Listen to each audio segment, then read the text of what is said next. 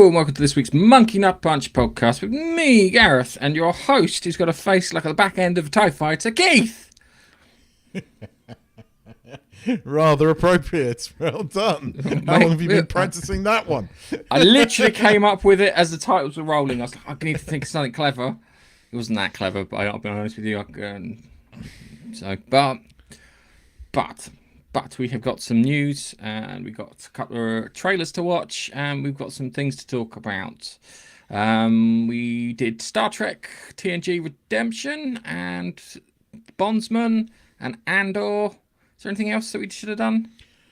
No, but I have got something that I'd like you to watch. Whether it's appropriate for this is, you know how you got me to watch Tulsa King? Yes. Right. I watched something a bit more serious called Landman with Billy Bob Thornton in it and quite a few other people. Demi Moore's in it as well. Does she John get tits Hamm's out? in it. No, I'm surprised. No, she doesn't. But point? it's really fucking good.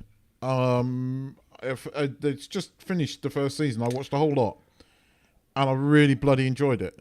And I think you will. Oh, okay. I'll. Billy Bob Thornton. It's got the blonde Barbie chick from Heroes in it. Not the cheerleader. The tall sort of Barbie looking one. I can't remember what her powers were, but I know she was in that. Now she does get a tit. Oh, okay.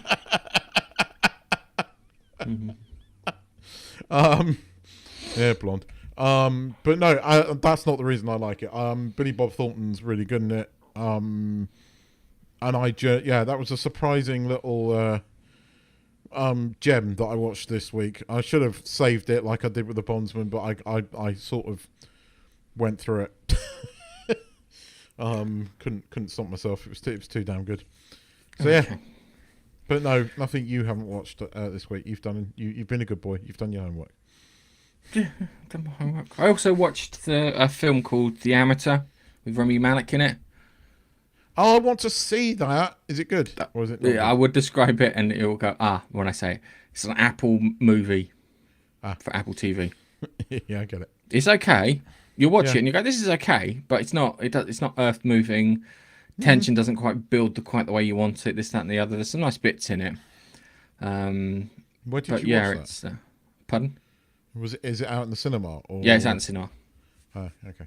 It'll probably be on Apple TV soon, ironically. So let's do our first story. My name is Jeff.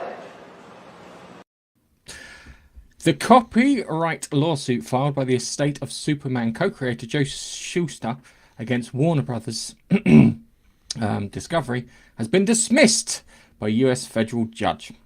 The estate had claimed that under British law, due to the rights of Superman being reverted back to them in 2017/2025, 25 years after Schuster's death and Schuster's death. Fuck me, I've lost my chain. I need old man vision. After Schuster's death, and that Warner Brothers continue to exploit the character in countries like UK, Canada, Australia, and Ireland without proper authorization. However, Judge Jesse Furman ruled that the US court lacked jurisdiction over the claims based on foreign copyright law, leading to the case's dismissal. Warner Brothers expressed satisfaction with the ruling, maintaining that DC Comics retain the full rights to Superman. In response, the Schuster estate has filed a new lawsuit in New York's state court. This legal development clears up a significant hurdle that Warner Brothers have had as it prepares to release its new Superman film directed by James Gunn, starring David Cornsweet. It's a terrible fucking surname. You should have changed it. Scheduled for release July 9th and July 11th in the US. Why 11th in the US? What did they do wrong? So yeah. I don't know why I didn't go to British court if you've got a problem with the British copyright. Well, we were talking about this for a while. I mean, they've been trying to get Superman for a while, but I had a feeling that this would get dismissed. There's too much money at stake. Mm. There's too much at stake for this Yeah. Superman movie not to get released. Mm. And honestly, I think this is them trying to. What are they trying to do? Just get money out of Warner Brothers? I mean, at the moment, they're not making any money. This film is really make or break. So I don't actually know what they were attempting to do with this lawsuit. Yeah. Yeah, it's I don't know, because Superman goes public domain in 2032, doesn't he? I think so. Yeah, and I think Batman's shortly a year after that, along with Wonder Woman. So they've got to do their DC cinematic universe as quickly as possible, because if they don't, they're just the copyright. So the only one I think was safe would be the Flash, because the original Flash was Jay Garrick, and the newer Flash was Barry Allen, and that was like at least a decade later down the line. So, Talking of Wonder Woman, I heard a rumor that the chick in Andor is going to play Wonder Woman. What, Bix? I'm fucking down for that. What, Bix playing Wonder Woman? Yeah, come on, Bix is hot. Yeah, and she totally could be an Amazonian. and she can act. She would be a fucking awesome Wonder Woman. But I suspected it was going to go this way. As I said, too much money in it. And they've got to make a go at this. I think they can do what Disney did with Mickey Mouse for quite a few years and stop that happening somehow through some legal loophole of some description or another, that Superman will go fall into like the, what do you mean? The rights get released, Public or the rights domain. become public. The public domain. That's what I mean. I think they might try and stop that happening somehow or another. We'll see. So I think it's going to be a case of you'll be allowed to your own version of Superman. So the original S logo for Superman, that'll be fine. That's why there's a different S on David Cornsweet one. It's one where the copyright isn't due to expire anytime soon, so they get to keep it for as long as possible. And they can sit there and say that this is not that Superman, it is that Superman. So I don't know, but the Kingdom Come Superman, I think is closest to, even though he's technically not the Kingdom Come Superman, because that's like older version of Superman with grey hair and whatnot. But it's always funny, kind of dealing with these kind of rights and stuff, because Disney made that. I'm just going to Disney for a moment. Disney made that a fortune off of stuff in public domain. Yeah, and I don't know. I can understand the mascot of Disney, but outside that, I'm starting to struggle. So yeah, it's. I want to see the Superman film. I've got a better feeling about the Superman film than I have the Fantastic Four film. Just because a few things here and there. I think the big pull for me is it's James Gunn doing it. My problem with it will be it be a Superman film, or will it be an ensemble film like a Suicide Squad or Guardians of the Galaxy style thing? That's my worry, that Superman will take a backseat in his own film. That's not going to be good. And that's the only thing that's bothering me. I think you're perfectly. It's perfectly reasonable to think that at the moment with Gunn. I mean, the reports are that Thunderbolts is the darkest Marvel movie yet. Yeah, it's all grey. No one's saying it's shit, which is interesting. And you know how, like, when you get reviews of certain movies, especially Marvel movies recently, they struggle to find something nice to say about the movie. I don't get that sense with this yet. So you never know. The Thunderbolts could be good. And it might actually turn out to be better than Fantastic Four. Yeah. At the moment, my money says I think that Thunderbolts is going to do better than Fantastic Four. Yeah. I don't know if it will do financially better. I really think because it depends. We'll see what it's like. Because if it goes past 700, it will. If it doesn't, yeah. Hang on a second. Sorry, I just set my bloody thing off. I should really put it on mute. Hang on a second. Echo. Go to mute. All right. So, yeah, it's interesting. Superman has been around for fucking ages, though. Really has, and I can't wait for the Superman horror film, like Winnie the Pooh, Blood and Honey, but with There's Superman. always been one. What, Superman? No, an actual Superman horror film, not Brightburn or Homeland or anything like Brightburn that. was pretty much Superman. Yeah, I know, but it's gonna be actual Superman, like it was actually Winnie the Pooh. No, this is true. Although it's pretty close to Superman. I mean, I think they do everything but the S, and even then they do something very similar. Brightburn was a pretty fucking chilling movie, but I know what you mean. Although I just don't think they can do a straight Superman horror movie because it's kind of been done, but they might do. You never know. They might do. On that note, let's move on to the next one. Oh no! What happened? Oh no! How terrible! That's just awful! How terrible! Oh no! That'll make sense in a second. Actor Pedro Pascal has publicly criticised author J.K. Rowling following her support of a recent UK Supreme Court ruling, which note that UK Supreme Court doesn't work the same way as it does in the state, that excludes transgender women from the legal definition of woman under the Equalities Act. Rowling celebrated this by deciding to post a picture of herself smoking a cigar and holding a drink. Caption, I love it when a plan comes together. I actually really like that response. That's a great response. Because that's proper A-team response. In response, Pascal commented on an Instagram video by activist Tariq Rudoof, who has condemned Rowling's stance for and calls for a boycott of Harry Potter related content. Good luck with that, mate. It's not going to fucking work.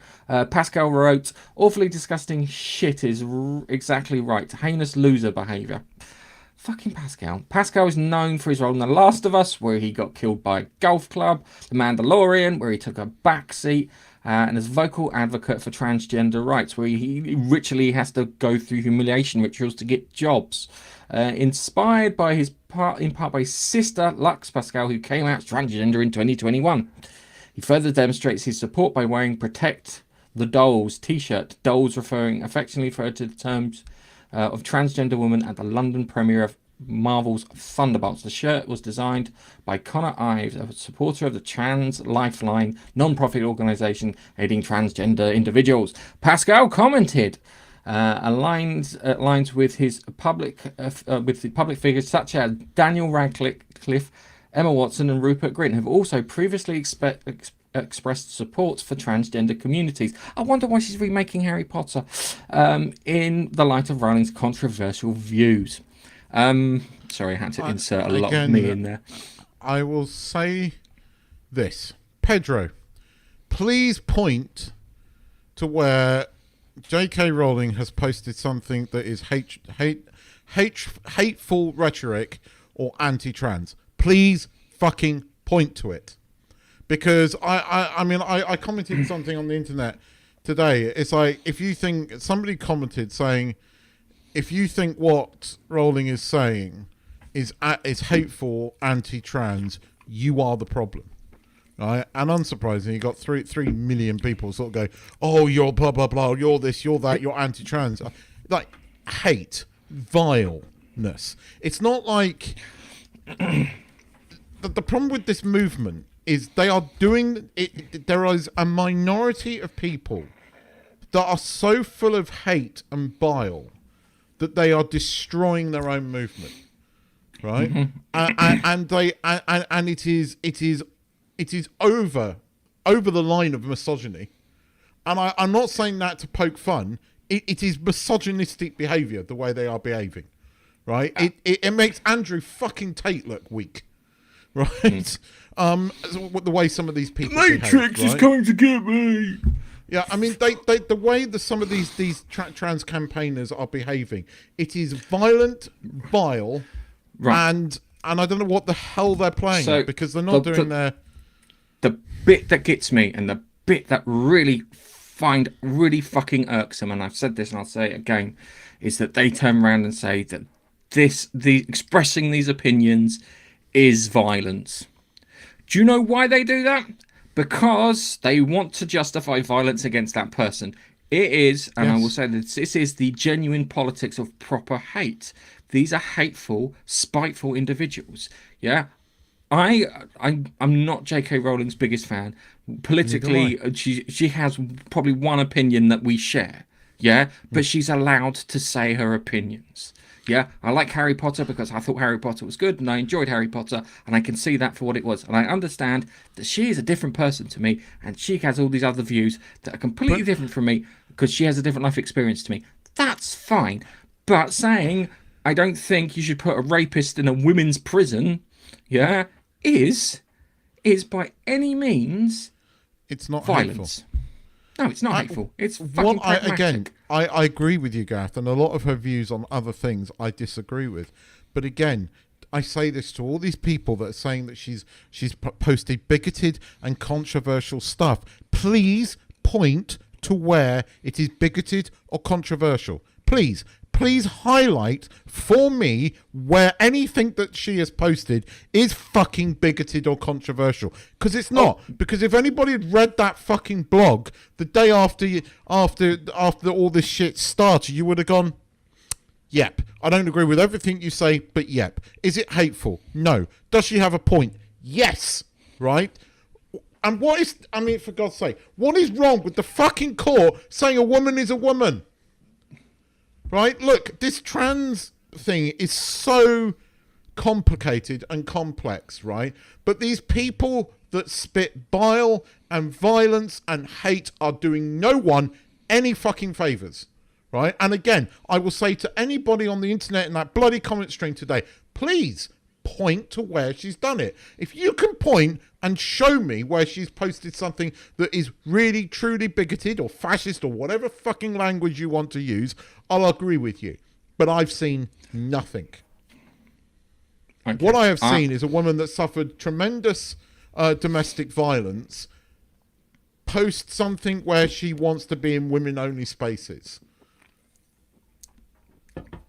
Which is fine. You can't immediately attack that. And as for Pedro Pascal, go fuck yourself, mate. The problem with Pedro Pascal is Pedro Pascal has to go through routine humiliation rituals. I'll give you an example of this. John Cena. Yeah, John Cena upset a few people had to come out naked on the fucking Oscars. Yeah, because they're like humiliating their things. It's not good. What I'm going to do is I'm going to quote Rory Sunderland, who wrote a great book called Alchemy. No one really gives a shit about this transgender debate. Everyone wants the roads fixed.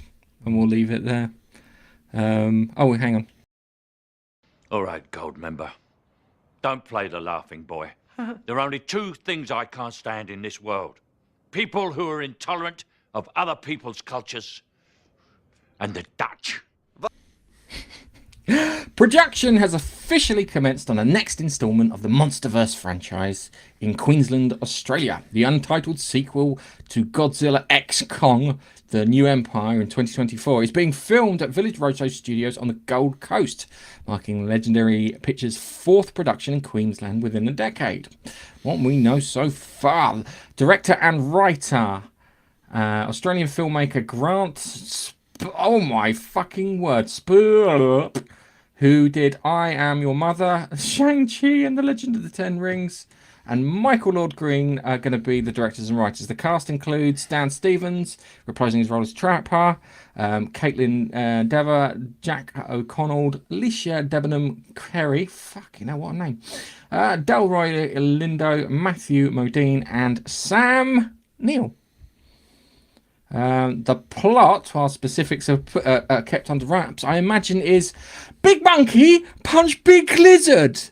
And I go, yay! Because sometimes I do like watching moronic things. And Big Monkey punches Big Lizard gives me the feels.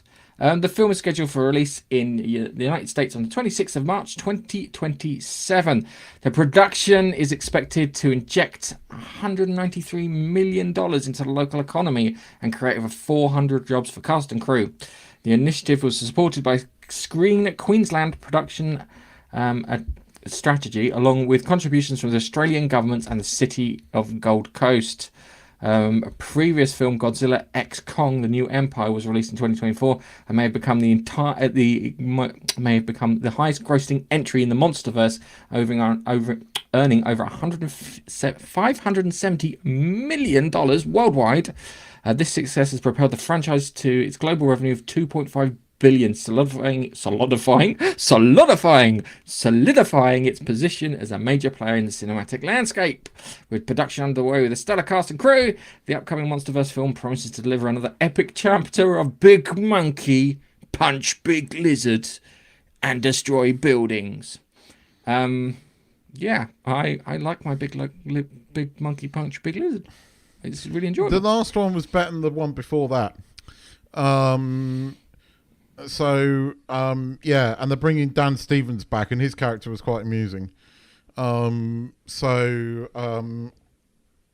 I'm a bit like you. I mean, these movies are not going to win any Oscars or anything, but should do. Acting fucking far better than some of the shit I've seen in there. Well, It's like kind of who's gonna win the Oscars? Is it something about someone being gay, or is it someone about something being a slave or American Indian thing, or will Lord of the Rings actually get an Oscar of some sorts? Because at the moment Oscars are shit. But I'm trying to Big think Monkey the Punch last Best Picture film that I truly enjoyed. Slumdog Millionaire is one of my favourite films, and that won Best Picture. I'm trying to think of another film that's won Best Picture that I've truly enjoyed. There are films out there, but it's been a while. Yeah. It's been a while. There are films that have won awards that I've enjoyed. I mean, Godzilla -1 got a gong. But not Yeah, for Best but Picture. it not for Best Picture, I think, and it's always, I don't know. Yeah, it's You see, it's now like the rumor. sorry, as I said, Go one of the ones I didn't like, everyone liked, was Everything Everywhere All at Once. It just didn't. It took too fucking long to get going, and I lost interest. Biff, I've never seen Parasite. Maybe one day I'll watch that. Oh, that's the one where the people are living in the house. It's 100% diverse because it's got Korean people in it. Just Korean people. No gingers. No gingers that allowed WhatsApp anywhere. you sent me the other day. I'm still laughing at that. Oh, are you? we talk about. I'm still pissing myself laughing at that. Couldn't stop laughing at that. We'll tell you about it in a minute. It's not an inside joke. When we get to the right moment, we'll talk about it. There is a movie that's meant to be coming out next year. It's either this year or at the end towards the next. It's going to be in time for the next year's Oscars, right? Which is from a book, it's meant to win awards. I don't think the book. Well, I don't know, because I talked about it last week briefly, and if they do it in the same vein, because it stars what's his face, who was in playing Neil Armstrong. If they do it in the same vein as that, it'll be god awful. If they do it in the vein of the book, it will be really good. Whether it will win Oscars or not, I don't know. But it might be my next Oscar favourite movie. Who knows? But for this, I mean, look, you can't say all the acting was great, because Millie Bobby Brown was in, 2 of these, and she was awful in the second one. The only good thing about that was Mechazilla. Godzilla. That was good. Yeah. But I don't know what they're going to do for this, because they've done everything. There's more. Oh, there's a lot more. There's a lot more. Well, there's a good chunk of Godzilla lore, and you don't think it exists, but it does. Okay, it's not great. It's not bloody thing, but it exists. Trust me. They can just plumb Toho storylines if they get really stuck. There's like the return of fucking Mechagodzilla. There's aliens they need to deal with too. Yeah. They have loads implied of things. that. They have implied that. We're still meant to be getting a second season of Monarch. I mean, fuck me, that's been nearly 3 years. That's how streaming works, Keith. You know this. They do a TV series to drag it over a course of weeks, and then they make you wait 2 to 3 years. Well, when we talk about Severance in 2037, and they get to the final season, and you know it's going to be... I'm done with Severance. I'm afraid. The more people try and tell me that this is one of the best TV series of this year, it's not. Like, what no, did it's you not. fucking watch? It's not the best. No, it's not. It's The more interesting. the more people sort of tell me it's good, the more I'm going to become like, do you know what? I'm not going to even bother watching it because it's crap. It's not good. It's interesting. I wouldn't even say it's that It's anymore. interesting. If if you start looking at it a certain way, you'll go, "Oh, that's interesting." I did in the first series, and then in the second series, it was so overhyped and so overblown. And I was like, you know, what happened? A couple of goats got killed, and he met himself on a video camera. You could have done that in 2 episodes. It was drawn out bullshit, and all that rumor about the fact that it took 3 years to make because there were so many problems behind. You see it, It was crap. It was shite. If they'd done what you thought they were going to do, it would have been interesting. But it weren't. It was just shite. Okay. God, I gotta find out. No, this reply. What? That didn't load up properly. Andrew Garfield has recently addressed the possibility of reappraising his role as Spider-Man, expressing openness to return under specific conditions. At the Middle East Film and Comic-Con in Abu Dhabi, he stated, "I love playing Spider-Man. I'd love to play the character again in some capacity, but I think it would be very weird. I would want to do something very unique and offbeat and surprising." Garfield cited creative freedom of the animated Spider-Verse films as an example of kind of boundaries that he'd be interested in pushing. So basically, Andrew Garfield's in Avengers Doomsday. That's what he's saying. Right, okay, here's the thing, right? We know that Spider-Man's going to be in Avengers Doomsday, right? Holland is only signed to do the Sony one.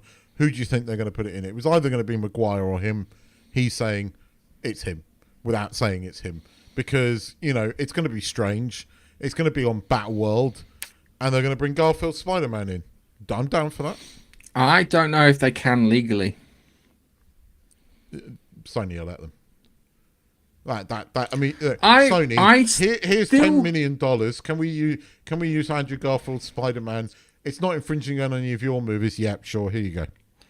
I still think they missed a trick with the last Venom film. Yes, I agree with you. They could have just put it in Andrew Garfield's thing and everyone would have just lost their shit. And it would have been fantastic. And it would have sold like you wouldn't believe. But,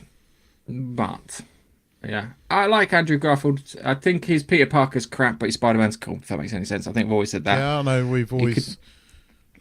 we've agreed on the fact that we liked his Spider-Man. I have never minded his Peter Parker quite as much as you did. But look, everybody's... Peter Parker is not cool. It's all right. It's all right. You can be wrong. Your opinion Peter Parker's not supposed to be cool. He's supposed to be a bloody nerd. Okay? I just like Andrew Garfield, and I didn't...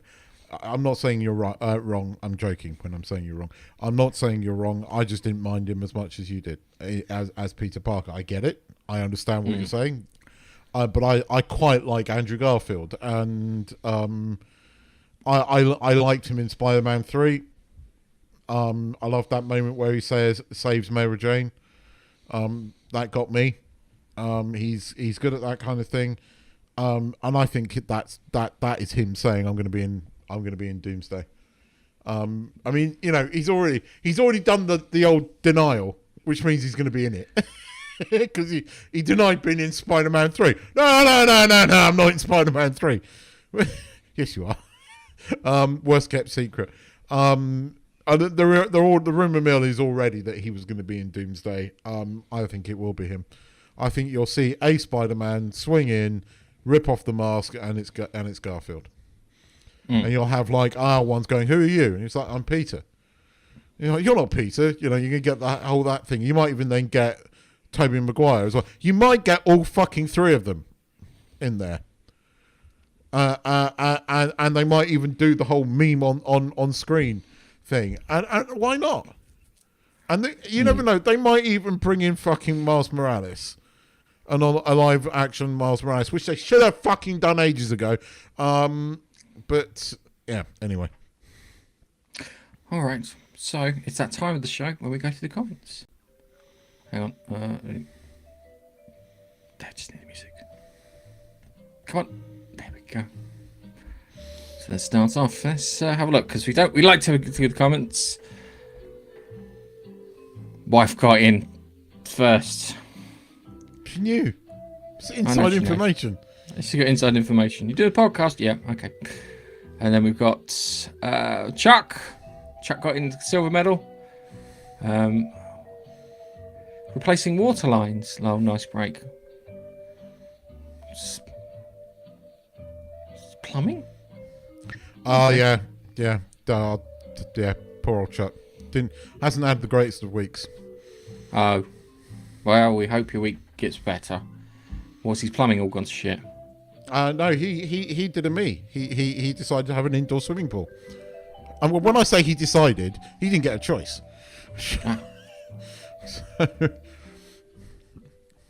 Unfortunately for Chuck, his was on the first floor, whereas mine was luckily on the ground floor. Oh dear. We've got I've got your new S lol better than the old S. Well, I kind of like the original Superman one. I love it for every week. Every week is like kind of what show they're going to be watching this week. I Survived, and then maybe a film that he's seen, which is cool. Sorry. We got lots to talk about when it comes to that. A-team response. I love it when a plan comes together. I think that's an appropriate response, and people are allowed their opinions. It's like there's stuff that we say that we don't imagine that the listeners and guys watching don't agree with, which is fine. Which is absolutely fine. I have my opinion. Keith has his opinion. Doesn't mean we can be any different. You can argue about it. Proper nerd fight, yeah? Apart from I have to be right every time, so that's the important bit. I quite like. I liked Andor. Hadn't really watched the first few episodes. That's cool. Parasite. I think I started watching Parasite, and I never finished it. I think I got 20 minutes in. So yeah. Oh, hang on a second. So Angel's here. He got sent an incorrect message over Telegram, and his response was, "Show me your tits." Which I fucking loved. It's like, yeah, well, it's like kind of. I think this woman's from the University of Columbia or something. It wasn't the plans for an invasion of a country, was it, by any chance? No. Anyway, was it the U.S. Defense Secretary inviting you into? Did Pete Hegseth put you in their Telegram group? That was his name. I couldn't remember. Even though I've not seen the messages, so it sounds like bullshit until I see the messages. Show me the message. I want to see it. I want to see if they're doing memes. That's what I want to see. It's like kind of Russia be like, I'd love that. It wouldn't surprise me. Yeah. I see. The thing is, when we did our whole watch through, it is a damn long movie. There are moments that I like in Oppenheimer, but it is Nolan on speed in terms of his timey-wimey bullshit.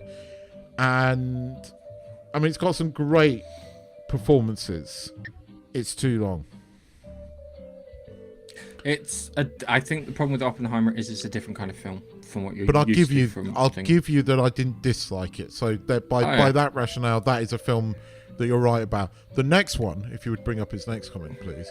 Okay. I'd forgotten about, and you're right. I liked that too. In fact, I loved that film as well. I'll go fuck yourself. Love that movie. Argos? I'll go fuck yourself. It was a line from the movie. Argos. Okay. This is the missus. She's disagreeing with me. He's a nerd. That doesn't mean he isn't a cool in nerd speak. No. Just a do you have a little thing for Andrew Garfield by any chance? No, I know she's got. You do. Sorry. Hi. Please explain I'm more. taking the piss. Carry on. Laurie's on. Hi, Laurie.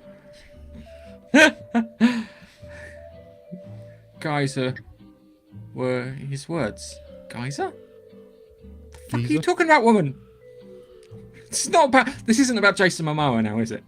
I have to ask. Oh, the water in the house, like a geyser. Now I get it.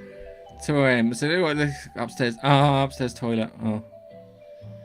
Yeah, we had a problem with our upstairs toilet. Did a really big poo.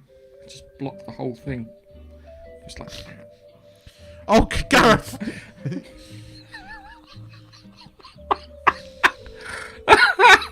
Yes. So, I was talking about the toilet. So that's yeah, that was fun. She needed access to something, and I told her to send. Oh, sorry.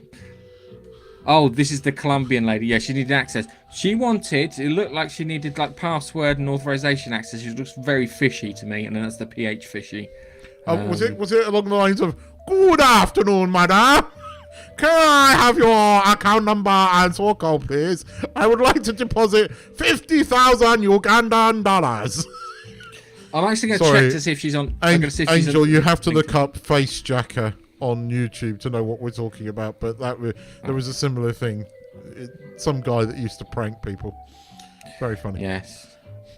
So there's Echo waving, but we can't see her waving because it translates into Streamlabs live studio as hand pink waving, hand pink waving, hand pink waving. Yes, that's Echo. Yes, she was a director or something. I'll have to have a look. I'm gonna have a look on LinkedIn to see if she's an actual person. I'll send you the thing later. Okay, let's bring the things down. It's time to do some trailers. Okay, so let's do boom. Let's bring this up and make this full. This is Predator Badlands. I've been told that I cannot make a comment, and I'm going to text you the comment I'm not allowed to make so you can see it while we're doing it. So I'm going to press play and I'll see what you think. Can you? You might want to. Yeah. It's T-Rex. I didn't think you survived.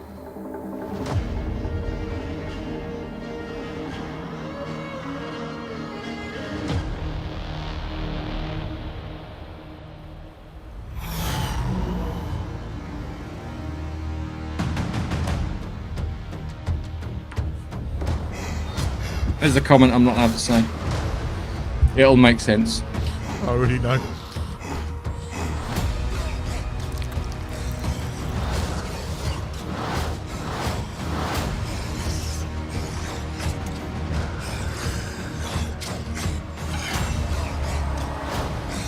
You're hunting something that can't be killed.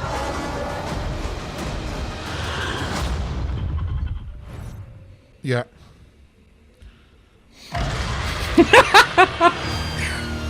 Looks like Michelle Obama. That's better than the other comment, I'll tell you that. I never watched the one year one or whatever it was called. That you and Nigel watched that, didn't you? Prey. Prey, and you didn't. Did you enjoy it or not? It was alright. It wasn't great, but it was alright.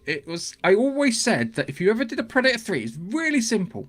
You set it in the future and you put it against the Space Marines from Aliens, yeah? They've got a bit of tech, so your cloaking devices aren't going to work, so you're going to have to do clever, set up traps, these are ambushes, that sort of thing. You can get really clever and really tactical with the way the Predator's thinking and this, that, and the other.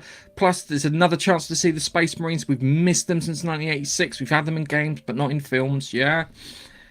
And it would be really enjoyable. Plus, at the same time, too, kind of like putting them in like that universe, because they technically now really are in that universe, would be fine. And I always make the joke that the Predators lost to the Aliens in Aliens vs Predator because the Aliens are in the future and the Predators aren't. So it's It's yeah. I'm. If this is set in the future, you can see that the Predator's teamed up with Wayland Yutani android, and that's going to be interesting to see what they do with that. Are they going to throw an alien in at the end? Are they going to throw Wayland Yutani androids in? They're going to go against. I don't know. I just want to do Space Marines fighting Predators. Would love that as a kid. I'd fucking just to go apeshit. I know. You want the Space Marines in. It looked like it was the Predator homeworld, but I don't know if it is. I don't know why they don't just do a full-on Predator homeworld movie. That would be interesting. But yeah, look, it looked better than some of the other Predator crap that's been around recently. So I'll go down. Yeah. I'm down with it. Hang on a second. Although the Predator animation, animation. Hi, Steve. The Predator animation that we watched the other day looked kind of cool as well. So who knows? Yeah, I didn't dislike the trailer. I know what you're saying in the comment. I'm not going to say it either, but you're right. Yeah.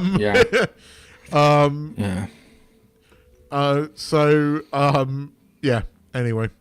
What else have we got on the whole trailer? I haven't seen this one because the next one is Love, Death and Robots. I have. And I like me. You've seen it? Yeah, but go on. Okay, well, I haven't seen it, so... Don't spoil it for me, then. I'm not. This world, it's a clenched, feculent sphincter. It cries out for a savior. It cries out for me. A cat? Well, they are evil.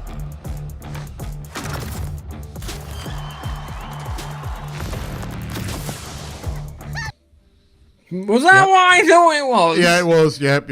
No, I'm going back. Hang on, because if you're asking, was it a giant blue beginning with a D? Yes, it was. You can pause it. Yes, it's dildo with eyes in the balls. Do you know what it reminds me of? Reminds me of the Microsoft paperclip. It does. Look, just look at it for a second. Yes, gone. You're right. Let's go. Anyone got a problem with that? It was the end of the world. We still got each other, and when the time comes, we gotta take back what's ours. I have a proposition. I will give you the earth if you will worship me. Do we have a deal, sir? And so, our crusade begins. The what begins? She can't take much more of this! Live action. Kiss that thing! It's one of the fallen. This dude eats a lot of lentils. If he ever lights a candle, we are all going to die. Oh my god. Right, okay, so I'm looking at this, and it's called Smart Appliances, yeah? And do you know what it reminds me of? No, the Aardman animations when they had, like, the animals talking between TV shows on, like, BBC One. Yes. One of them's a fucking dildo, though. You never know, it might be Aardman. A dildo, Aardman, I don't think. Okay, I won't rule it out until I've seen it, but... Okay.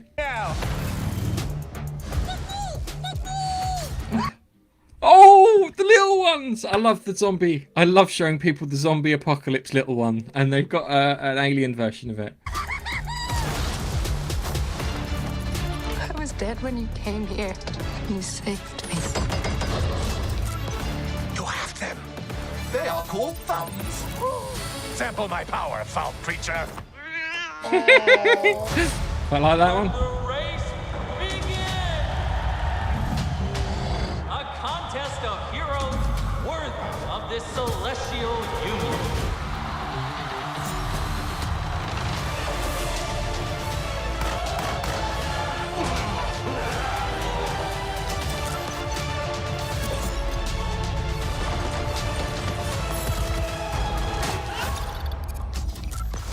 For the revolution. For the revolution. Stop that there. I think I'm going to like the cat one. I think I'm going to like the cat one too. I'm trying to work out because they always try and push one story more than the others. So it was the Aquila Drift, the one with the giant crab creature, and something else. And Well, they had a live action one in there with the dude out of that strange what was the strange show thing, but that was interesting because I've never done a live action one before. I've seen a slightly different version of that trailer with more of the dildo. You're right. Trust you to find the one with the added dildo in. Yep. With extra dildo. Extra dildo. You dildo. I have seen, but I mean, they were the ones that did those gamer ones, weren't they? On yes. They did that for Amazon, and I couldn't get into those. Whereas I've always loved Death and Robots. So yeah, look, I'm looking forward to it. I'll watch them. And you're right, the little zombie sort of SimCity style zombie one was fucking great. So this looks like an alien invasion one, even better. Yeah, down that'll for be that. fun. Be something to watch on the 15th of May, which is good. Yep. So we're into reviews. I've got to tell you something, right? I shouldn't be, but I was surprised. I like the fact that you didn't sort of send me, oh, Andor was shit, that you went completely fucking mad over the TIE Interceptor, because I thought that was fucking cool when I saw it, and I was like, all right, so hang on a second. We're talking about Andor then, so we'll go with Andor for our first review. So it came out, was it Wednesday last week? Yep. Wednesday last week. They released 3, which is pretty much a small film, and it's not Star Wars, but I really liked it. I think I genuinely needed that. I want to say something here, because I've said this before, but I want to say it again. Okay. Especially now, because I think a lot of people, because we're obviously going to have to talk about the scene, and there are all these fucking butthurt Star Wars fans going, I don't want that in my Star Wars. Can I please point out that, you don't get that kind of thing in other things? They've done it in Star Trek. They've done it more than once in Star Trek. And in actual fact, in some ways, it was fucking brutal. More than that in Star Trek. Robin Hood. They did it in the last Next Gen movie, where Tom Hardy's character does it through mind, which is even worse in some ways. I have said this right from the start, right?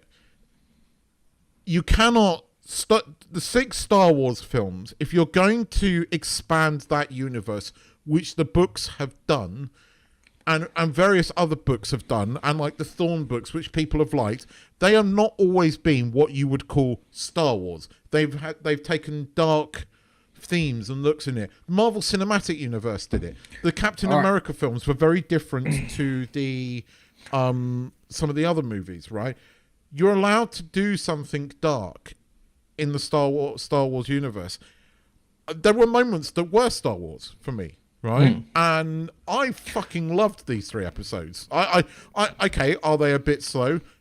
Yes. Are they competently written, competently acted, and can you see where the fucking money's going? Yes, yes, yes.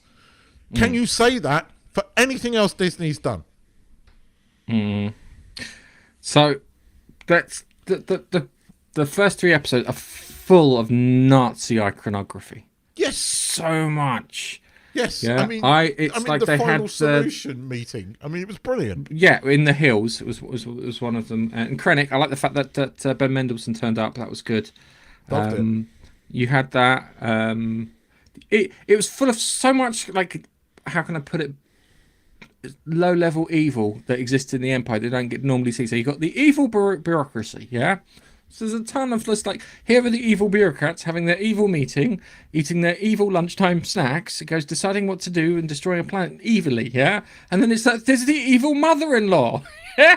And it's like then there's there's the, what do you call it? The evil space Nazis who are literally looking out for the Jews, yeah? And that's what they were doing, with the equivalent of doing. Everyone goes, oh, this is like an allegory for this, that, and the other. Goes, no. If you've watched enough Second World War films. You've got the Nazis out there. Fucking Quentin Tarantino's Inglourious Bastards first scene with I can't remember the actor's name. Who's absolutely fantastic in it. Yeah, you've got that. Yeah, that's that aspect to it. You've got the fucking idiot rebels on Yavin. Fucking hell. Yeah, but did you get a gear? I mean, when he takes off, because you didn't know they were on Yavin. It's the one fucking planet that they didn't credit, right? And when he takes off, I went, oh, Yavin 4. Oh shit! Yeah. What does this mean? And I was like, and for the first time, Keith, they're the rebels who are going to take down Death Star. Those morons. But that's what they're saying. They're going to go from morons to take down Death Star. But this was the thing, right? For the first time in fucking ages, I got a geek semi on over Star Wars, and I was just like, I sat back and went, I'm enjoying shit, this. Disney's made some good Star Wars here. And my mind is blown. I mean, look, I've got to say this, right? Because I've been watching a lot of YouTube videos, including the biggest one. And I'm going to say this, and I don't care. Because he's beginning to annoy me recently. I used to really like Star Wars Theory. I really did. Right? And I still do like him. I'm sure that if I went for a drink with him, I'd get on with him like a house on fire. But in the last few months, your videos, you sound like a whiny little bitch. And I'm going to say it, right? Because you've got one person who makes a really stupid video. Because I don't know if you saw, there's this fucking idiot YouTuber that's clearly sponsored by somebody called Mr. Who's the Boss or something, Mr. Who's the Boss, right? And accused Theory of like making lightsabers that, you know, are made by another company that sell half the price on Temu. Partially true, right? But instead of just making a 5-minute video, he had to whine about it. And now he's whining about this. Andor, it's like, you finally get some competently made, reasonably decent Star Wars that does not have that much wokeness in it, except the very first scene, which stunk of fucking diversity hiring. But... No. I'm gonna make an argument. Let me make. You're telling me you did not go diversity higher? I'm gonna make the argument this. Yeah. Do it. So I can't remember what I watched it in, and I don't know if it was a comedy sketch or something else. And you've got the like what do you call it? South American spy, yeah. And the South American spy wants to get what he wants and get everything. He fucks everything, yeah, to get his way. Yeah, it felt like that. Yeah, it really did. So he could get his own way. And it's a case of you and when you're in that situation, you use anything to your advantage to make things work. Can we talk about a TIE fighter? Because I fucking love that. Well, let's talk about the opening scene. I mean, the opening scene was just fucking phenomenal. That TIE fighter, dude. Oh, dude, I want one. I want one. That's the best. That's the best. That is the best. Whether you like the show or not, that TIE fighter is just fucking awesome. It really is. It's so good. It's the targeting just system, everything. Yeah. Targeting system's got fucking like Gatling fucking turbo laser sort of things on it. It's got missiles on it. It's got room for a couple in the back and a party keg in case you want to go out and have a party. It's got a hype drive on it. It looks as cool as fuck on the inside and on the outside. Did such a good job with that, and it's like, dude, I love that. That's great. Do you know what? Right, I got to say this. Right, do you remember? Because after watching that, it kind of gave me feels for the original Star Wars Battlefront. Because I used to love playing. The only thing I was good at on Star Wars Battlefront was when you got the starfighter sort of rounds, right? And I would always love it if I got an interceptor, because I was fucking shit good in that, right? And it just went, I want to play in the interceptor again, because that was the coolest ship. The X-Wing wasn't. It was the interceptor that was the coolest ship. You could do real fucking damage in that interceptor in that game. Yeah. And I mean, the bit where he's got the two TIEs behind him, right? And I knew immediately he's going to fire at that fucking tunnel and then fly through it and like fly as it's collapsing, and it's going to collapse down on the bottom. And he does it, and it's like, yeah, that's cool. That's generally fucking cool. I also like the fact that he got into it and he couldn't control it because he trained for a different fucking setup. Because he gets in there and looks at the controls and he's like, oh fuck. Backs it up, and it's like everyone sits there and they were comparing it to when they steal the TIE fighter at the beginning of Force Awakens, which is bullshit because it was done previously in Phantom Menace with Jake Lloyd, where he was shooting all the droids in the hangar, and Jake Lloyd did a better job. Sorry, it's a fact. But I watched that and it was just great, especially when he gets to the bit where he has to rescue Bix and the others, and he's just, you see him flying across and he can see it. And the first thing he does, he sees the little thing, and he just fires a missile at it. He's like, gone.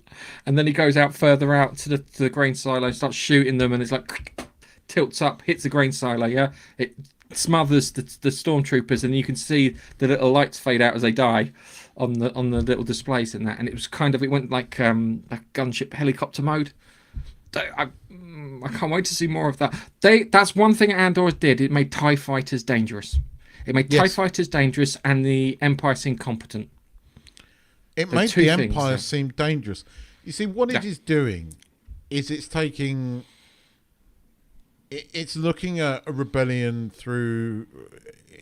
in a realistic way, right? Now, the first season was about the spark of rebellion. Now we get to see what actually fucking happens, right? Yeah. And, I mean, they said originally it was going to be 5 seasons. Apparently, I always heard it was going to be 2 seasons, right? I remain reserved judgment because each 3 block episodes is jumping a year forward, and I'm not sure that will work or not. But this is apparently the 3 weakest episodes, and I fucking loved them. I'm not gonna. Yeah. I've been wanting to watch something like this for ages, and I loved it. I thought it was good, and in context of the show, in context around the controversial scene that so many Star Wars fans have seen so effing butthurt about, it wasn't that bad. I've seen worse in Star Trek. So I'll be honest with you, I watched that scene and I really enjoyed the fact that she smashed his head in with a hammer, and the fact that he responded in a way that he had just been smashed in the head with a hammer.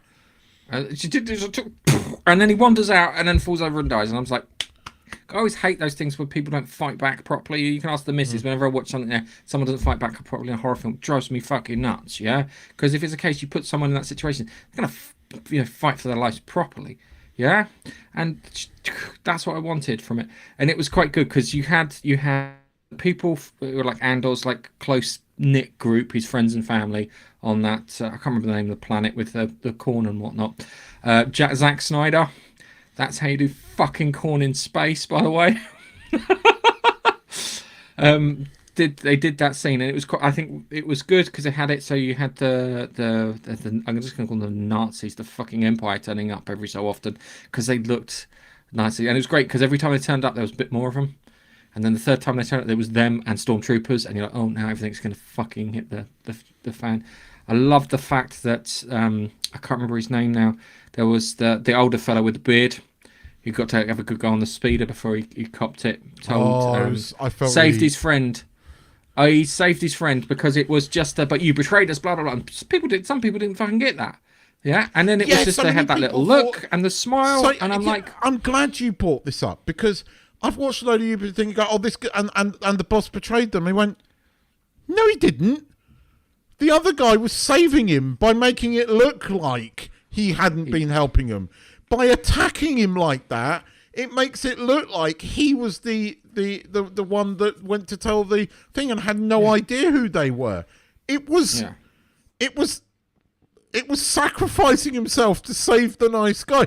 That little how so many people missed that, Gareth. I'm glad because I'm thinking, was it just me?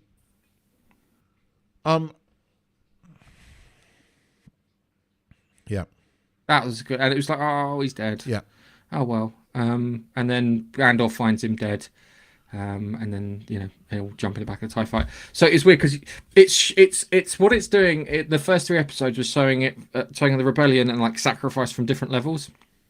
and it sounds awful. It's science fiction more than science fantasy, Star Wars wise. Yeah.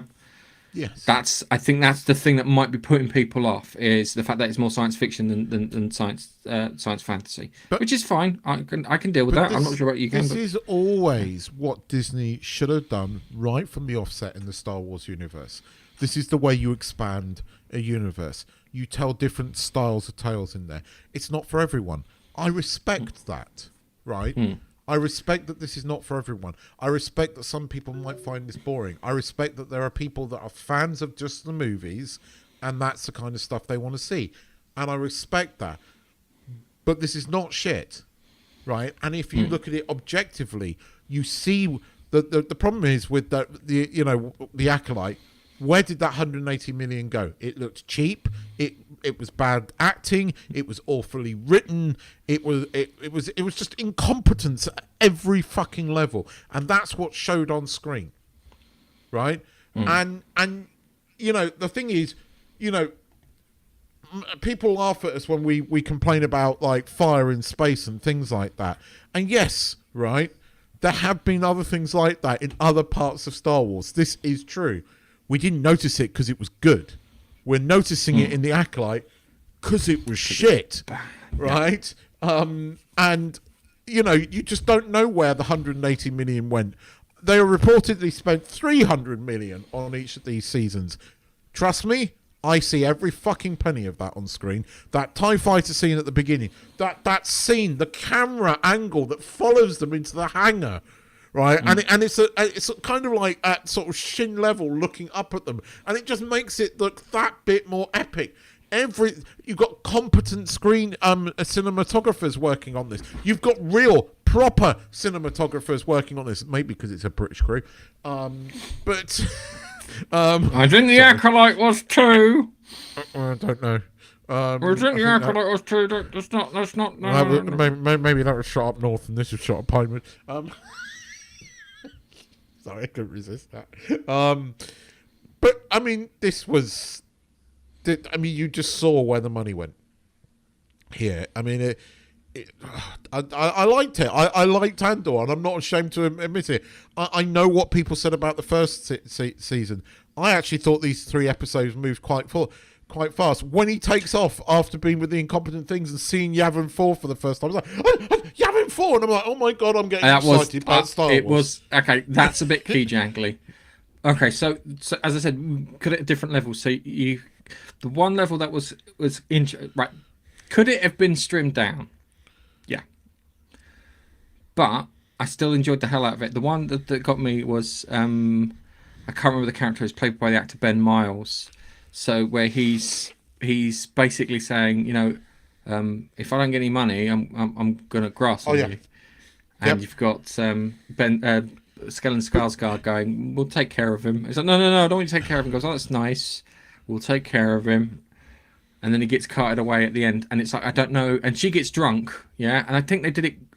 That could have been done a bit better, because it could have been the case of she gets absolutely hammered, and then he gets taken away in the car, and the woman sees him, and goes, oh, he's dead. Because you saw the matey. Well, the sister sees it. Sister sees it because it's her girlfriend that's thing. You and I both speculated, because it was so long ago, right? We speculated he was dodgy in the first season, right? And I thought you were going to come on and go, I told you so, because I was arguing with you, I'm not sure, right? But, the minute he comes up to it, and again, it's very cleverly done. I agree with you about the ending with her getting drunk. That wasn't perfect. But what you said, I enjoyed the hell out of it. How long has it been where both of you and I have gone, I enjoyed the hell out of something that was 1, Disney Plus, and 2, Star Wars? Right? Yeah. Disney Plus. Paradise was the last thing. Yeah. Paradise. That's not even Disney. That's not even Disney. That was Fox. That was bought. Yeah. So. I really enjoyed these 3 episodes of Andor. Were they perfect? No. Can I understand where some Star Wars fans are coming from? Absolutely. But please stop attacking it. You can dislike it, right? But don't attack something that's competently made. Don't come out and go, oh, I don't want to see rape in Star Wars. You're on the wrong side. You absolutely have a right to not like this or not enjoy it or be bored of it, but stop fucking attacking it. Because when you do that, what you are doing is you're making all those people that attack Star Wars fans and calling us the most toxic fandom out there, you basically play into their hands, right? You absolutely have a right to not enjoy this, and I get why you might not. There are some people that didn't like Captain America Civil War. Gareth and I disagree on what our favourite film we don't disagree, we just have different films that are favourite films. But I understand where he's coming from when he says that, Winter Soldier is one of the best films in there. I get why some people don't like Winter Soldier, because it's not the same as like Avengers. It's not a fun comic book movie and the same thing. Just in the way that this is not full of Jedi Knights or fan, but it is very much in the Star Wars world. And actually, from an adult, grown-up perspective, I find this really interesting. I loved the scene at the top of the hills where they are basically, it had, knowing something about the history the way I do, definitely it had similarities to the Final Solution discussion meeting, and I thought it was very clever. And in fact, they went one step further. They showed how they used marketing and like spin media to make these people look bad, and you suddenly realise, right, that this has been sown throughout Star Wars. So people who saying that George Lucas never intended this, bullshit. And again, the people that bang on about not wanting to see things, George Lucas was the one that literally wrote about slavery being used to make the Death Star, featured in episode 2, right? So again, these people go, I don't want to see this in my stuff. It's already there. You just have to know. And all these people going, that's not what George intended. Yes, it was. Right? George created those aliens because they were in Rebels, and he approved a lot of Rebels. Right? Yes, it was Filoni, but that thing, that whole scene talking about that planet, that's been sown throughout all of the cartoons and stuff. It's there in Star Wars lore, deep Star Wars lore. Okay. Why are you not getting geek boners about that? So before we move on, I will show you this video. It's Nigel! Nigel! It fucking is! It fucking is! It really does look like Nigel! It's alright. Did you send that to him? Please tell me you sent that to him. No, I didn't send that to him. I went to send it to him, and I was like, I don't know how I'll take it. I really don't know how I would take it. I haven't spoken to him for a while, and it's like you don't sit there. I haven't spoken to you in like a couple of weeks, and then it's like, boom. Yes, it's yeah, but hey, it's one of those things. Have you finished watching The Bondsman yet? Yes. Did you enjoy it? All 8 episodes. Yes, I have one criticism. What's that? I actually think this deserved 45-minute episodes instead of 27-minute episodes, because I think, like the season final, some of the episodes felt too rushed. Like, the explanation of Lilith and then coming back, and then I think it could have. This is the kind of thing that could have done with 45-minute long episodes. Other than that, I loved it. I love the fact that he teams up with his mum. I just think that, and fuck me, that kid from the Lost in Space has grown. Jesus Christ! I mean, they used him in Reacher season 1, and he wasn't that tall in Reacher season 1. But by God, has somebody done that with him? I don't know. I always said that kid's not going to turn into Reacher, and now I'm going, fuck me, he's huge. Yeah, I saw that. Okay. All right. Yeah, it's I really enjoyed it. I did. Have you ever watched Supernatural? Yes. So and Stand Against Evil. It felt like it could exist in the same universe as Supernatural. I found that was quite good, and it just, I want to see more of it. I really enjoyed it. I liked the fact that it was. I liked the shorter episodes. I liked the brisker pace. Yeah, because I'm so used to seeing 45 minutes, and it was 27 minutes, but 27 minutes that worked. If that makes any sense. True. And I appreciate that. And it's like, well, if it worked 27 minutes, then 27 minutes is the way to go. And it was just one. I like the fact that he was teamed up with his mum, and they're like kind of every time the fax thing came through, because the hell uses fax machines. they'd pop on Wikipedia, and it was Wikipedia, looking up the demon types and how to deal with them. And it goes, it's a morpho. What's a morpho? But you need to keep it away from water. Okay, all right, cool, blah, blah, blah. And, yeah, it was, what was it? He had one of the guys, it's like, he teamed up with a witch. And it's like kind of, zooms in on the phone. That's his mother!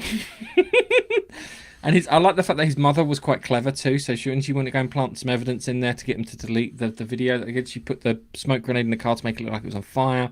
She ran upstairs.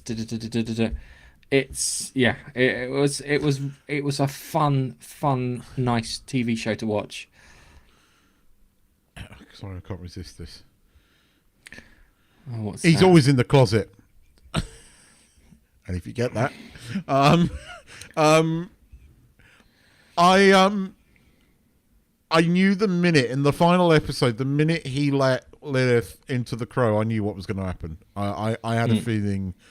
It was like, oh, this isn't going the way you think it's going. He's going to go into he's going to go into your wife, and then you're going to end up serving the wife. So you're not free. And arguably, the devil intended that in the first place. So, I mean, he's still a selfish prick.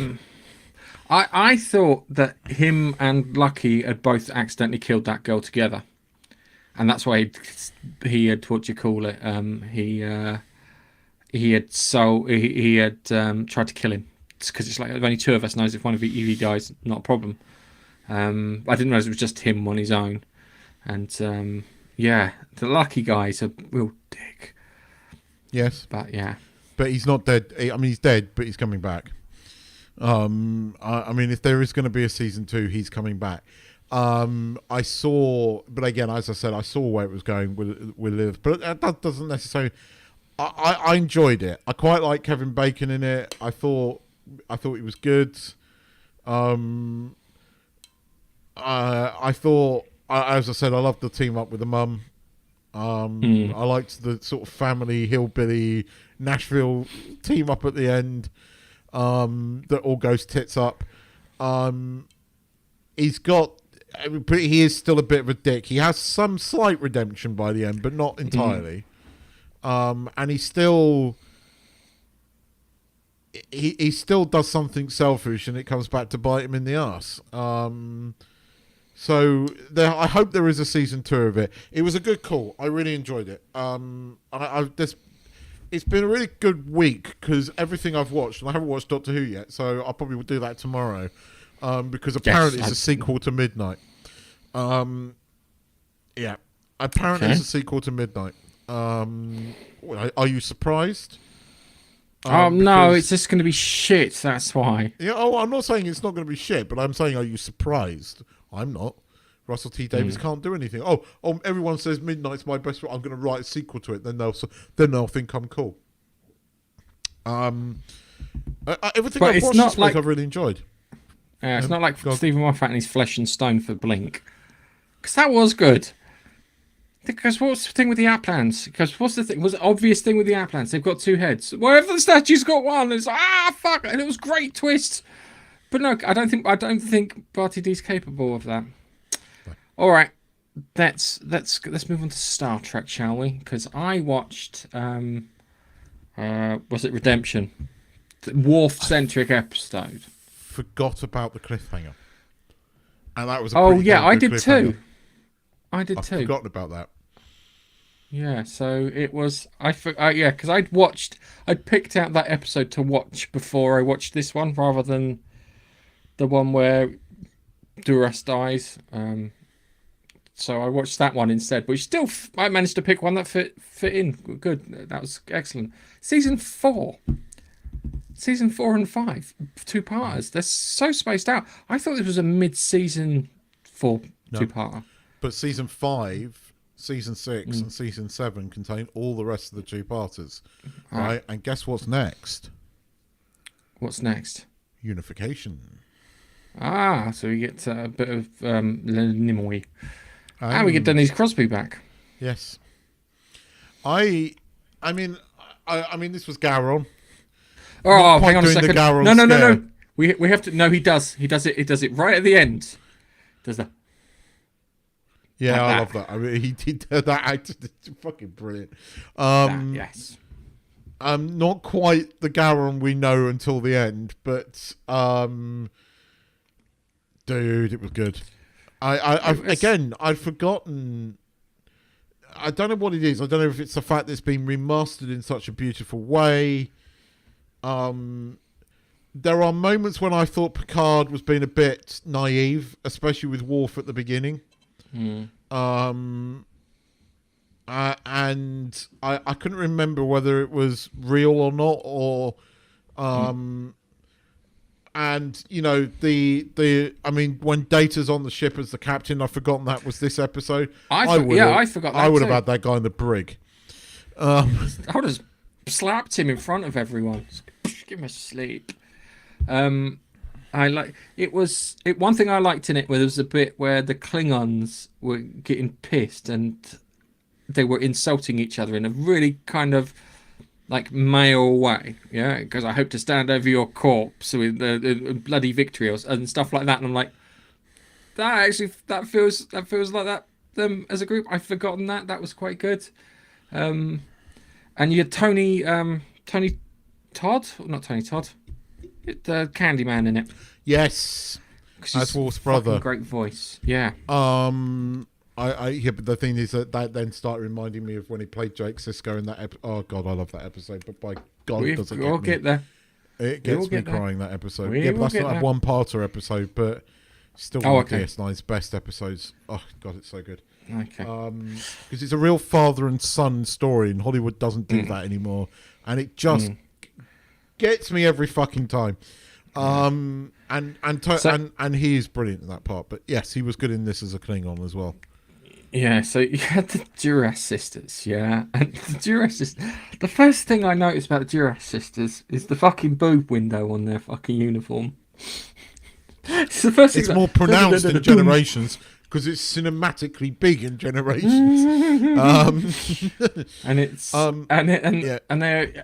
I'm surprised there wasn't 3, and they would go down the Macbeth route, if that makes any sense. And they were like the witches. That would have been interesting.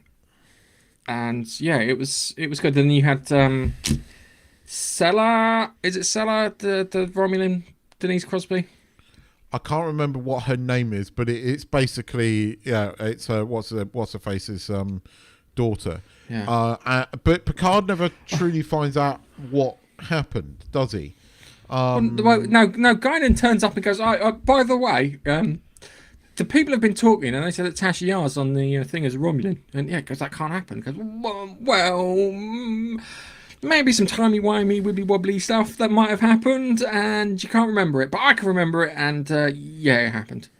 Oh right, okay. And then that's they put her in there, and it was weird because had time travel in there, but the consequences of time travel, and I kind of like that kind of follow through because Star Trek was always renowned for just in the reset.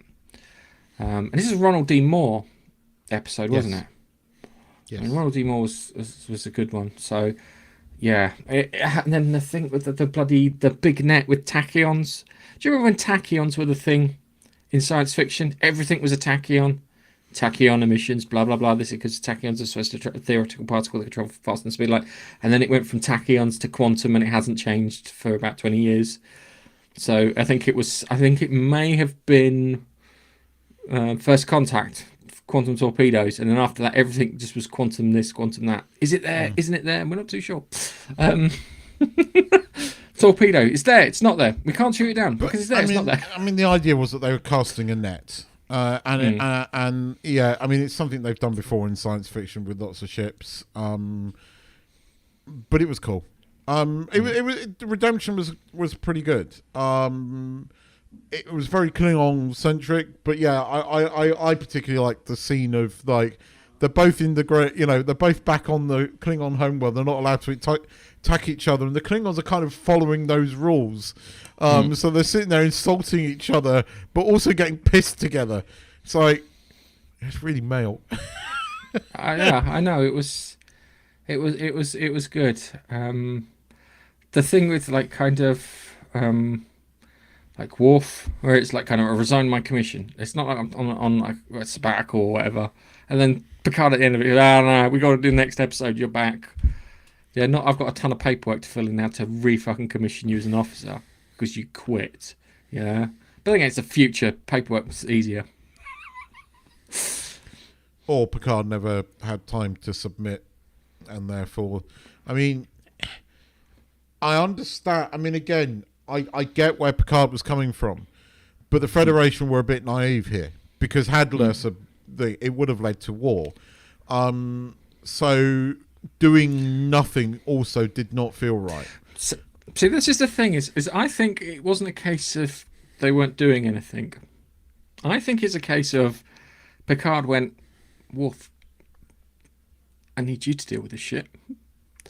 I'm going to trust that you deal with this shit, and I'm going to sit back here and hope you fucking fix all this crap. Yeah? So we can put influence into the Klingon Empire without actually being in the Klingon Empire part of it. That's what I felt. Was like it was like kind of he's like kind of shit. I can't do this. I can't do that. I can't do that. I can't do that. Okay, because when he said I'm resigning my commission, I'm going to go join the Klingon Empire. He was like, yeah, fine, do it. He was that, and then when he comes back, yeah, fine, yep. So part of me thinks that may have been a bit of a ploy there. See, what gets to me, I suppose, about this is it was Picard's idea to try and he didn't want to sit back. So his idea of uncovering the Romulan connection, which would have completely, got everybody to back Gowron, that was great, right? But it was Picard's idea, not the Federation. The Federation would have sat back, right, if Picard hadn't pushed it. Which makes Picard season 1 with the whole sheer fucking hubris thing even more bad. It's like, God, they just never understood the character of Picard. The more I watch Next Generation again, the more I'm going, what the fuck was Picard season 1 and 2? I mean, that wasn't Picard. That was not remotely Picard. I mean, Picard there, I'm not going to sit back and do something, so how do I navigate this? I can't do anything. I've been told not to do anything. Well, hang on. There's a Romulan connection. Oh, we can barricade the fucking neutral zone, right? They can't do shit. That's not a prelude to war. That's a genius. I liked the episode. I thought it was good. I've forgotten it, and I thought it was good. But I need a bit... I'm looking forward to the Way of the Warrior, where every time Gowron's on screen...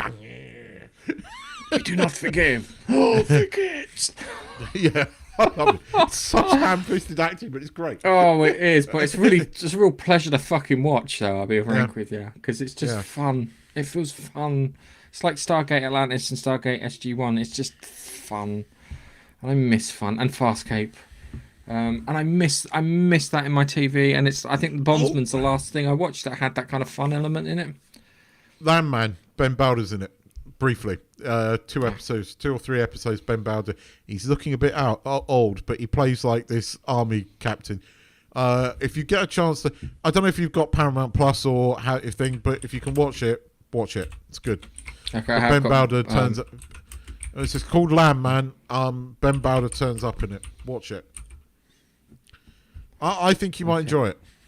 Do you want to know how old Ben Browder is? Oh, I know he's quite old now. Have a guess. He's got to be in his 60s now, isn't he? 62. Shit. That makes me feel so fucking old. I always hate it when I do. I've got a horrible habit of doing that and looking up celebrities and stuff. But he's in it. Yeah. He's looking at what's happened. I'll explain after the podcast, and you can go, "Oh yeah, that is quite funny." I don't want to break the illusion. There's an illusion. Depends what.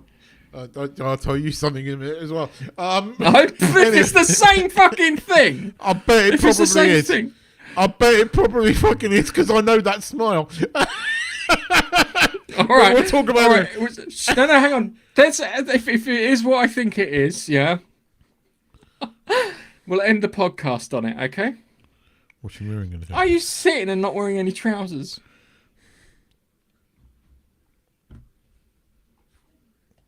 Yes. So am I! And on that pop show, it's goodbye from me! Bye!